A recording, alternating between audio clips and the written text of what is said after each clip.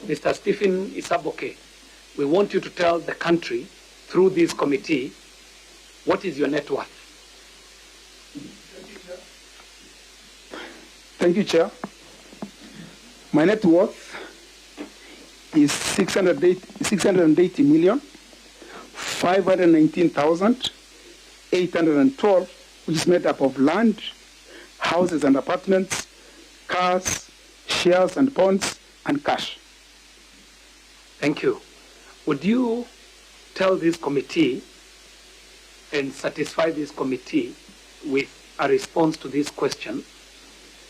What specific experience do you have in broadcasting, telecommunication, or the digital infrastructure? Thank you, Chair. As I highlighted in my earlier opening remarks, my second part of my career, actually having joined Maltese in 2008, totally put me at the center of broadcasting, media, and technology. As the MD for Maltese Kenya, I was not only running that business, but influencing what was going on in the environment.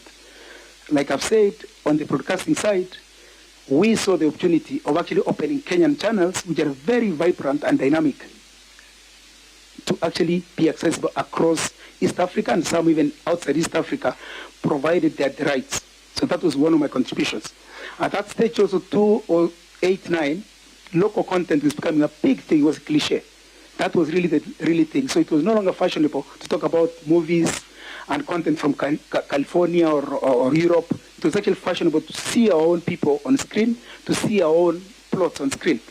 And so we influenced the group through the Mnet shows, which is entertainment, to actually start covering, the Timbi type of shows, Papa Shirandula, Inspector Mwala, those sort of shows, which were syndicated to actually ensure that our people can actually see content they can identify with on their screens. So huge contribution to local content, which essentially, as you'll see, Chair, in fact, also now supplements almost what's going on with the current government's manifesto around the plan, which in fact, one of it is actually digital economy, and part of that economy is content. So content is all obviously intellectual property generated stuff that you actualize and is actually got value. And I see that that foundation was laid from that whole local content capacity building. And we even took Kenyan artists to Nigeria to understand what's going on, so to give capacity. Finally, as I've said, I was a participant in the KICA 209 Act.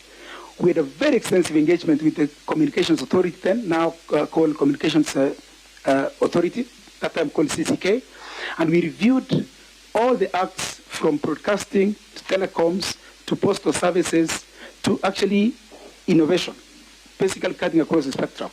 And I made specific contributions around content. We had debates around dominance, because at that stage there were questions whether we were that strong, and we actually made a position around why it's important to support innovation.